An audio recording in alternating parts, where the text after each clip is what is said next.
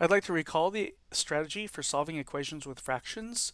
This is the fastest thing to do. If you have to solve an equation, not an expression, expressions aren't solved, meaning the original question starts with an equation and you are asked to solve. If you see fractions in your equation, one or more fractions, then find the LCD and multiply both sides by the LCD. And if either the original left or right side had several terms, then go distribute the LCD. And the reason this is going to work is after distributing, each term gets multiplied by the LCD. And the LCD is just the right thing that's going to create all the cancellations in your fractions. And after applying this strategy, you're going to have no more denominators. So this method, the key point, how do you remember all of this stuff, is to remember the summary. Multiply both sides by LCD. This is always faster than trying to combine fractions after getting a common denominator. This is because look, with a common denominator, this is just forcing writing more and more fractions. So previously, a while back, we looked at this equation, 7/10 equals 2 minus x over 6. We saw it was helpful to factor denominators, to rewrite that 10 as 2 times 5, and rewrite that 6 as 2 times 3. Those are the denominators, 2 times 5 and 2 times 3. That way it's easier to spot that the LCD is 2 times 3 times 5, right? So the same is going to be true for an equation that looks like this. 3 over x plus 1 minus 1 over 2 equals 1 over 3x plus 3. It's going to be much easier to spot what the LCD is if we factor the denominators. So let's do that, right? Let's take this equation. Let's first factor. There's not much in these denominators that's going to factor. It's just the third fraction, that is the fraction to the right of the equal sign, that there's going to be a little bit of factoring, factor out of 3. But then the point is, we're looking at now the denominators are x plus 1, and then another denominator is 2, and finally the last denominator is 3 times quantity x plus 1. And so you notice that x plus 1 factor occur in the first and the third fraction.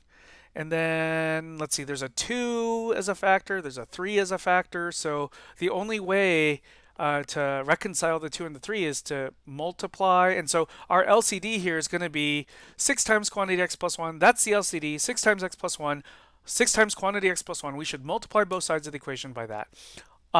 Let's be careful here. All the parentheses that you see in the first line of work below the blue box, they are all parentheses shown here are required. So I was trying to be very minimal with this. You'll notice that 1 over 3 times then x plus 1 in parentheses, that entire fraction is technically in its own set of parentheses, but that set of parentheses can be dropped.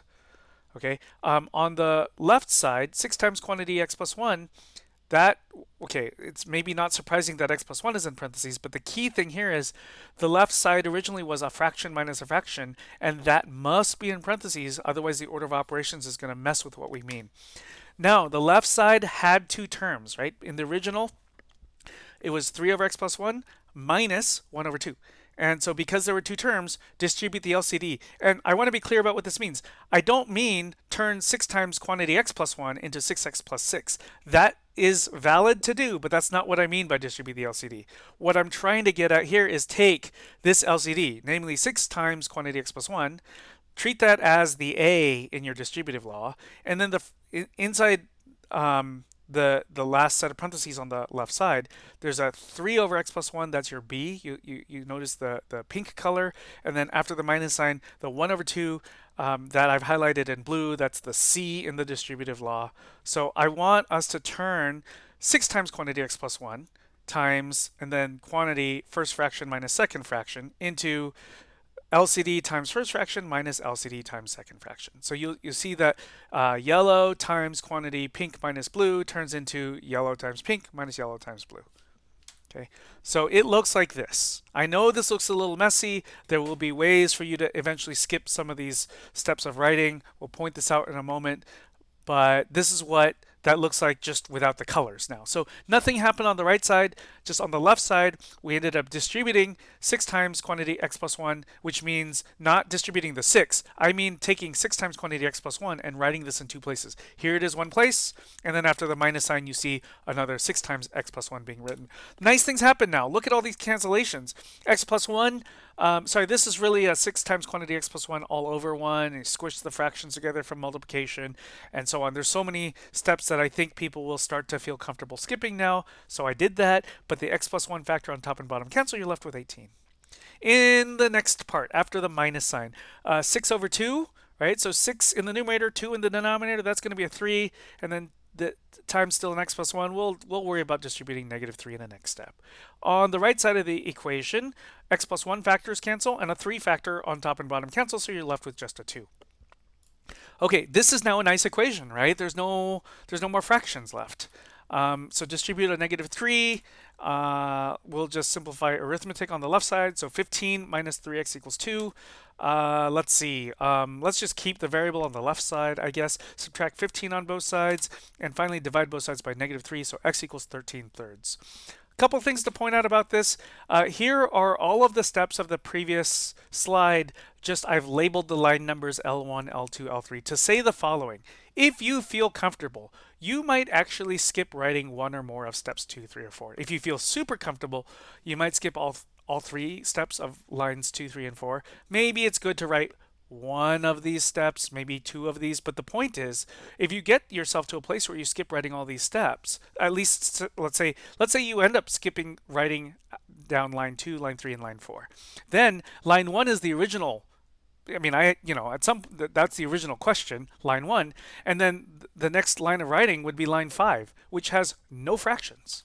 You might get yourself directly from line 1 to line 5. It might be a little too much to skip. You might create an error. So you might write one of these steps. But I'm going to guess that line 4 is probably not the step you'll choose to write. You might get comfortable sort of imagining line 4 in your head and just writing line 3 instead. So you might write line 1, line 3, line 5, for example. Right?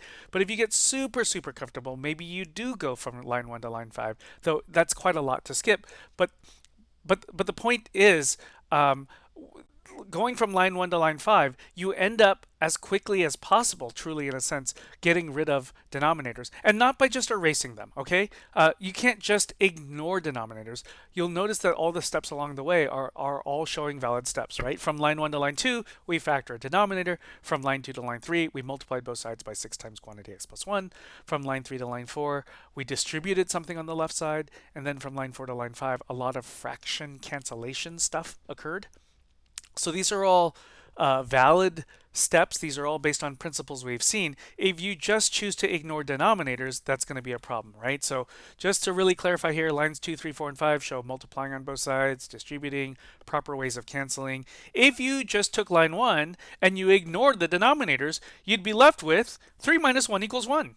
You'd be left with 2 equals 1. That's a problem, right? 2 doesn't equal 1, and there's no more variable, so you can't just ignore denominators. Right? The message here is not to ignore denominators. The message here is by multiplying both sides by the LCD and doing proper steps, you get to a point where there's no more denominators. But it's not just by erasing denominators, it's by managing them. It's by allowing something to cancel with whatever's in each denominator. And the thing that's going to always allow that cancellation to occur with all of the fractions you have in your equation is that LCD. Which is why we multiplied both sides by the LCD. So let's look at another example. 2 over x minus 1 plus 5 over 3x minus 3 equals 4. Factor one of the denominators. The LCD is 3 times quantity x minus 1, so we'll multiply that on both sides. And we'll note here, this 3 times quantity x minus 1, we are going to distribute this on the left side. So I used colored, not as much color, didn't use color on everything because maybe that was a little too distracting. You saw that on the previous example. Here, I hope you see with the use of the yellow, that 3 times quantity x minus 1 was truly distributed because it was only written once in the second line of the answer, and it's written twice in the third line of the answer. And then after some valid cancellations occur, you really get down to let's see, yeah, so x minus 1 cancels on top and bottom, so you have 3 times 2 is 6.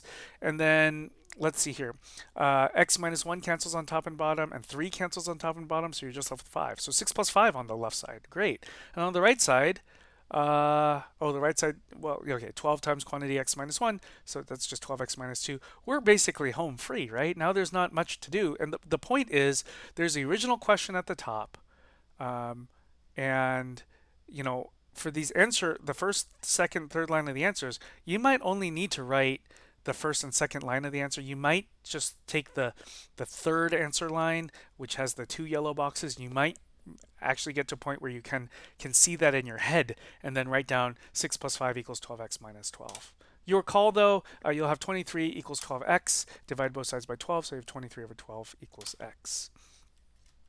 Okay, so look here.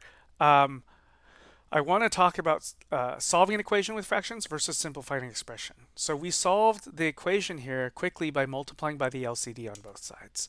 We could do this because an equation has two sides. That's what an equation has. Different story if you just had an expression. Maybe the task would be to simplify, not solve, but to simplify an expression.